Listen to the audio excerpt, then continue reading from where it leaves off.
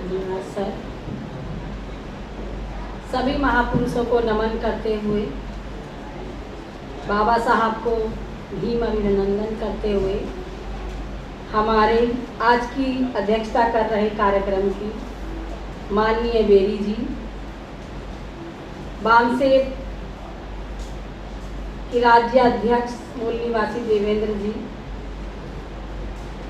बौद्ध सभा में अपनी अग्रणी भूमिका और उनका राष्ट्रीय स्तर तक सहयोग रहता है माननीय कुटियाल जी, हमारे मूल निवासी समाज के राज्य अध्यक्ष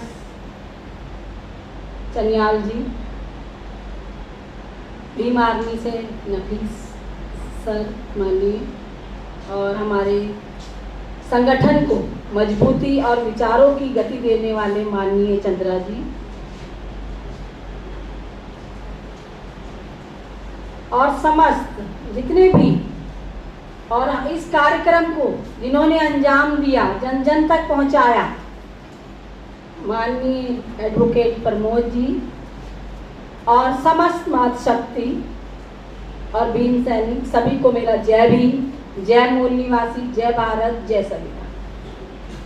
आज वंचित स्वर्ग के 14 वर्ष पूर्ण होने पर और 15 वर्ष में प्रवेश लेने पर मैं सभी वंचित स्वर्ग के संपादक महोदय जी को और उनकी समस्त टीम को बहुत बहुत बधाइयाँ और मंगल कामनाएं।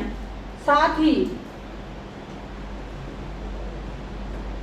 संपादक एडवोकेट जी को उत्तराखंड स्तर पर जो शिरोमणि सम्मान दिया गया है वो उनका सम्मान नहीं है, वो हमारे मूल निवासी समाज का सम्मान है। वो सम्मान हमको गौरवान्वित करता है कि हमारे वंचित स्वर की आवाज़ हमारे राज्य स्तर की आवाज़ बन गई है। इनके लिए मैं उन्हें बहुत बहुत बधाइयाँ और मंगल कामनाएं देना चाहूँगी,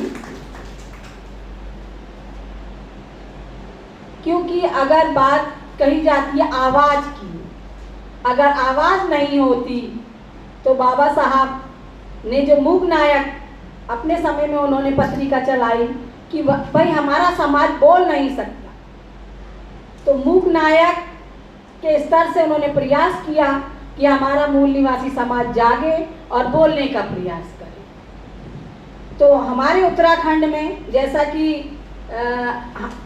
मैं यहाँ शायद नाम लेने में थोड़ा चूक कर गया, हमारे अग्रज और समाज को निरंतर गति देने वाले अंबेडकर फाउंडेशन मिशन के अध्यक्ष जी.आर. टमटा जी, निसंदेह उन्होंने इतनी अच्छी बात कही कि और उनका कार्य समाज को निरंतर मिलता रहता है कि 6 जिलों की राजधानी है हमारी हल्द्वानी, तो हमारे वंचित स्वर की आवाज़ कहाँ तक पहुँचनी चाहिए, इसकी गूंज तो हमें राष्ट्रीय स्तर पर सुननी चाहिए थी। लेकिन हम लोगों को अब यहाँ पर एक संकल्प लेना पड़ेगा कि इसकी आवाज़ को हम राष्ट्रीय स्तर तक ले जाने का प्रयास करेंगे, और सभी संगठन, क्योंकि हमारे यहाँ संगठनों की कमी नहीं है, हम बटे हुए हैं, इसीलिए हम कटे हुए हैं। अगर इस बात को मैं यहाँ से कहूँ तो ये कोई वो नहीं है कि हम लोगों में एकता का, एक होने का प्रयास करना चाहिए, और ये एक होने का हमें जो दिया है बामसेब संगठन की देन है कि हम सब एक हैं, हम सब भारत के मूल निवासी, भारत देश हमारा है, हमने यहाँ का शासक बनना है, तो उसके लिए क्या करना पड़ेगा, हमें एक होना पड़ेगा। हमारे जितने भी संगठन हैं हमको एक होना चाहिए। हमारा अगर ये मीडिया का काम वंचित स्वर कर रहा है राज्य स्तर पर, तो हमें अपनी आवाज़ इसको बनाना चाहिए, हमें अपने विज्ञापन इस वंचित स्वर के माध्यम से देने चाहिए। केवल हम अपनी कार्यक्रमों में उपस्थिति देकर ये समझ लें कि हम बाबा साहब के दिए हुए कारवां को आगे बढ़ा जाएं, ये संभव नहीं है। हमें धरातली स्तर पर भी काम करना होगा। ये सामाजिक व्यवस्था परिवर्तन की लड़ाई है जो हमारे पुरुष सदियों से लड़ते आए हैं, और उन्होंने समय समय पर संघर्ष किया है, अपना घर परिवार सब त्यागा है। आज अगर हम एक आलीशान जिंदगी जी रहे हैं, और हम अपने को समाज में स्थापित कर पा रहे हैं, तो ये हमारे महापुरुषों की देन है। तो हमें अपने महापुरुषों को जानना चाहिए, अपना इतिहास जानना चाहिए कि हम यहाँ तक कैसे पहुँचे हैं और हम अपने समाज में उतनी विषम संघर्ष परिस्थितियों में एडवोकेट प्रमोद जी ने अपने सपने को जिंदा रखा। उन्होंने वो चाहते तो वो अपने स्तर को बहुत स्तर तक उठा सकते थे, लेकिन नहीं, उन्होंने बाबा साहब को पढ़ा था। हम बाबा साहब को मानते तो हैं, लेकिन हम जानते नहीं।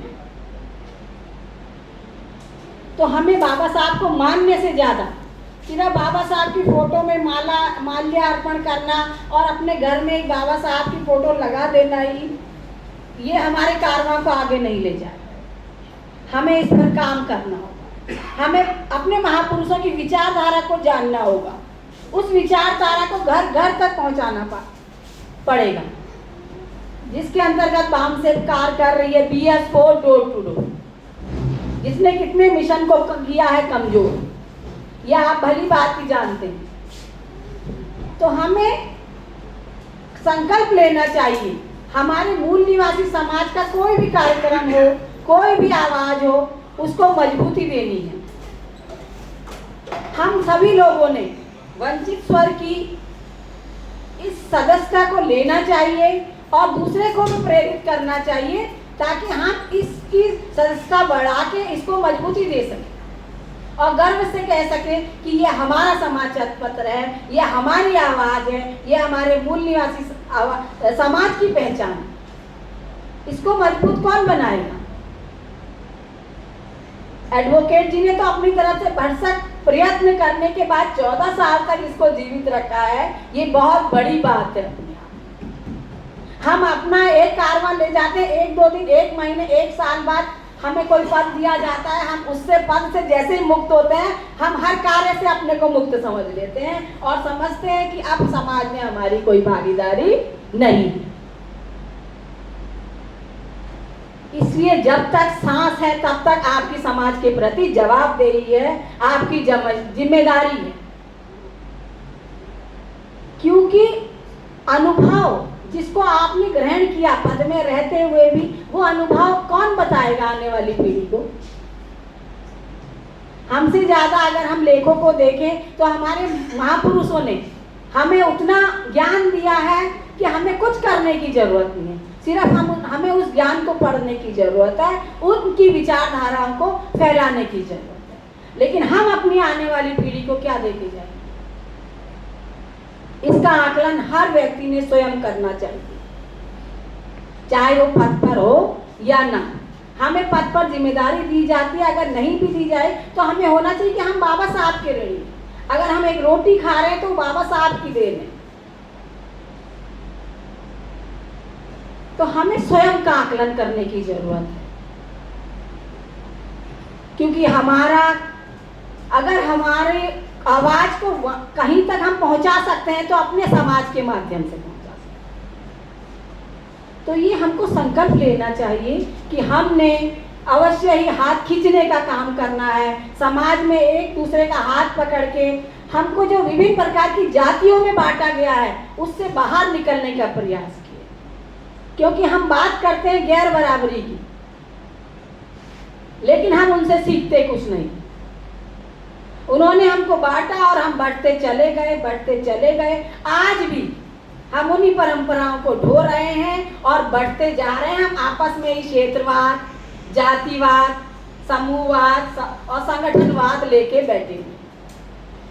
यही कारण है आज़ादी के 75 वर्षों बाद भी आज भी हम चाहे समझ लें कि हम बाबा साहब महापुरुषों की बदौलत स्वतंत्र हो गए हैं, आज हमारे संग कुछ नहीं हो रहा है, लेकिन हम मानसिक गुलाम अभी भी बने। उनको अमीर बनाने वाले कोई और नहीं, हम। तो इसका हमें संकल्प लेना चाहिए और हमें वंचित स्वर की सदस्यता लेनी चाहिए। और मैं भी यहाँ से संकल्प कर रही हूँ सर को कि 5 लोगों को आजीवन सदस्यता दिलवाने का मैं प्रयास करूंगी और मैं ये जिम्मेदारी लूंगी। ऐसे हर लोग अपनी जिम्मेदारी समझे। सर के बारे में 2 लाइनें कहूँगी, उसके बाद मैं यहाँ समय अभाव को देखते हुए, हमारी बहनें यहाँ आई, उन्होंने समय दिया निसंदेह। आप सब लीडर हैं, आपने अवश्य माता सावित्रीबाई फुले को पढ़ा है, तभी आप अपने समाज के हर कार्यक्रमों में अपनी भागीदारी निभाती हैं। एडवोकेट जी के 2 लाइनें कह के मैं अपनी बात को यहाँ पर विराम दूंगी।